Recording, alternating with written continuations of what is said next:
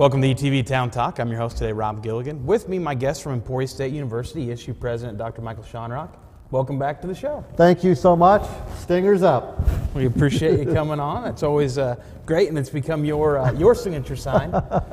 So many people comment on it. They catch you in photos and all kinds of different things. So we're great. We thought we'd do a quick recap, invite you in. It's Thank you. Not only the end of the fall semester, but also the really wrapping up your first year here at Emporia State University. So we thought we'd check in, see how things went this fall, and how you're enjoying your experience in Emporia so far. Well, Karen and I just love Emporia State, love Emporia, and just everything's been just wonderful for all of us. As you know, I'm a bit of an optimist, and so we've been looking very optimistic at the future of the institution. As we have this last year, it's just hard to believe it's passed so quickly. It just seemed like the other day we were just checking into our house here on campus and going over and getting a pizza.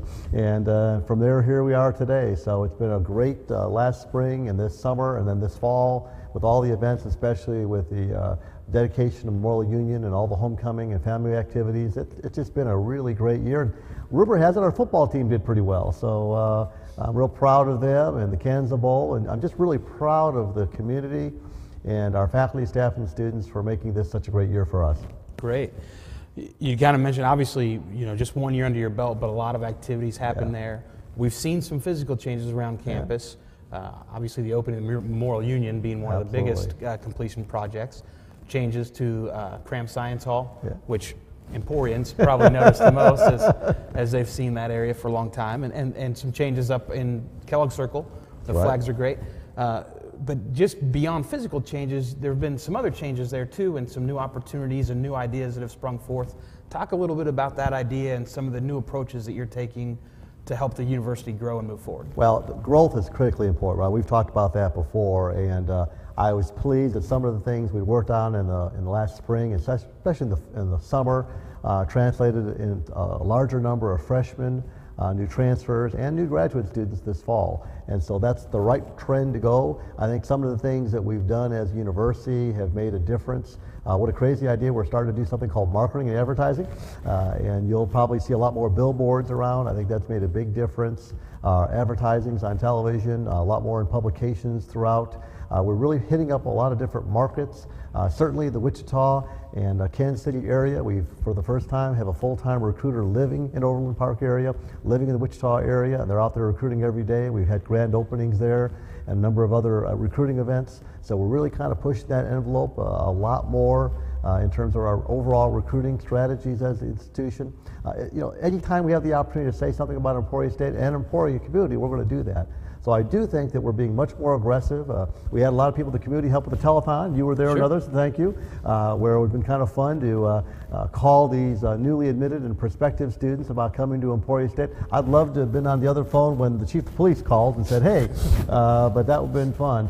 I really do think that the opportunities, work with the community, our town-gown relationship and connecting with our recruiting has made a big difference. You see that in the students and what they say about the community on a regular basis and overall. We just did a postcard activity where we had over 350 students complete nearly 3,500 personally signed and written postcards to newly admitted and prospective students to Emporia State around the state. So I think we're personalizing things, and that's what's going to be a part. I love making the calls to prospective and new students about Emporia State University. Now, as you know, I have to do most of the talking because Corky doesn't help much there, but we get out there together, and I think it's just, partly it's just an attitude, a positive attitude about our future, and we are very positive about it. Great.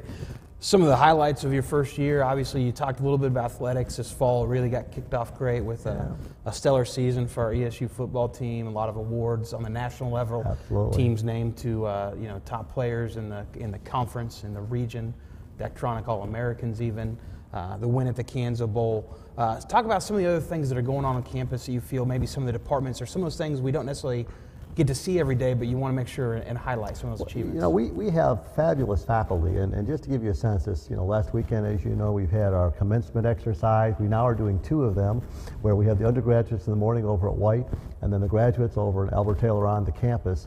Our faculty are just rock stars. They get out there every day, and what I've noticed and continue to notice is the relationships they continue to build with the students throughout their undergraduate, graduate careers, and beyond that time. So one of the things we can want to continue to build on is building on those interactions with students and our faculty. You know, staff are out there all the time. Students, of course, make me smile every day. But one of the things we're going to continue to do is kind of build those opportunities. You're going to hear more about a success center. We're going to focus a lot more of our attention on when you get to the university, okay, here's when you're going to graduate, and here's the type of opportunities you're going to get, both in terms of graduate, professional school, or career opportunities. We want to start early in our conversation, so you're going to hear more about that. In fact, our advising center is moving from the second floor to the first floor as we speak in Plum, because we want to make it one-stop shopping. So all of the first floor is really going to be one-stop shopping for students in Plum Hall. We think that's going to be really important overall in terms of the service we provide to students. So that's going very, very well. As you may know, we're also excited. Dina Supetestio, our new foundation president and vice president for university advancement, we've already started kicking off the Future campaign, now and forever, for Emporia State University, and already making some great strides there, developing some new captains and some voluntary chairs of the group. You know, it's going to be critically important for us to continue to find ways to raise private dollars to support our efforts, both not only our students, but really our faculty and our staff as well. So lots of exciting things that are happening each and every day. Yeah, I like walking around and seeing some of the improvements, not only in terms of infrastructure things, but mostly it's just the excitement. You know, I love now, it's not just students giving me high fives and bumps. Now faculty and staff are doing the same, and the parents are as well. So we get a lot of positive feedback, but that's also about we just want to continue to move forward. Great. Talk about moving forward. One of the things that you spoke about last year when we first got to know you and some of the ideas that you want to bring to campus, you talked about those honor students and those high-tier, high-success students that we want to recruit in. What kind of opportunities do you see there in the future, and what kind of progress have you been able to make with some of those ideas for the university? It's excellent. We, as you know, have a great teachers college. We're continuing to build on our business school, which has just excellent faculty. Our liberal arts and science area are slim. One of the things, though, we want to really build on is an honors college, a real opportunity for some of those best and brightest students to be part of our ESU community. And so I'm excited. Throughout the last summer and the fall, we've been framing what that might look like. Very distinctive for Emporia State University, different than maybe some other schools. And one of the things I'm excited about, our border regions, Kansas border regions, was very supportive for us to add, as part of our legislative request for next year, another $1 million request to actually develop and support an honors college at the institution. And it will be really, I think, something special, because it really is going to focus on those fundamentals, those liberal arts and science areas, but really kind of build on the foundation for the future for the other disciplines on the campus. So we've got some great faculty and some great students. Of course, we want to do is bring in the very best and brightest. We know we want to keep the best and brightest to stay here. As part of our program, which I'm excited about, is we've already talked with our research institutions and our partners about the opportunity for Emporia State University to help be feeders to some of those graduate and professional opportunities at those schools as well. We've got some great graduate programs, many of them will stay, but wouldn't it be kind of neat for those? And we've already established a relationship with Kansas State University. We're already working right now with Wichita State and University of Kansas as well. So our honors program is going to be very unique. It's going to provide opportunities for not only the best and brightest to come to Emporia State, but to stay in Kansas. Great. You mentioned a little bit, obviously the legislature always plays a key role, and as we know, here in just a few short weeks, they'll start up the new session with some new faces up there, and you've got a dedicated staff member that works towards that, but obviously it falls on you also as well to build those relationships. What are going to be some of the key issues that ESU is going to be focused on during the legislative session that maybe local citizens want to be aware of as well? Well, I appreciate it. One thing I want to mention too is we are very, very fortunate, with Jeff and Don and Peggy and their support of the Emporia community and the county and certainly university. It's made a huge difference last year, and in fact I credit all three of those. We were actually able to get an additional $250,000 out of the legislative session last time for our brand new master's online program in nursing informatics. So we're excited about that. Of course, we'll ask them to help carry some of that water for us in this honors college as well. I think the biggest challenge for people is that probably more than 40% of both the House and the Senate will be brand new. And so it's sort of an opportunity for, I guess, re-education and education about Emporia State University. We've had some legislators come down. We have some others coming down to visit. We've had folks from the governor's office come down not too long ago to visit. And we want to give everyone the opportunity to learn more about the community and really the great relationship we have, and about Emporia State University and why we're a heck of an investment for the future. So I think it's going to be an opportunity. It'll be different because every one of the committees has changed, all the chairs are changed. The good news is, change is good. Sure. Great opportunities.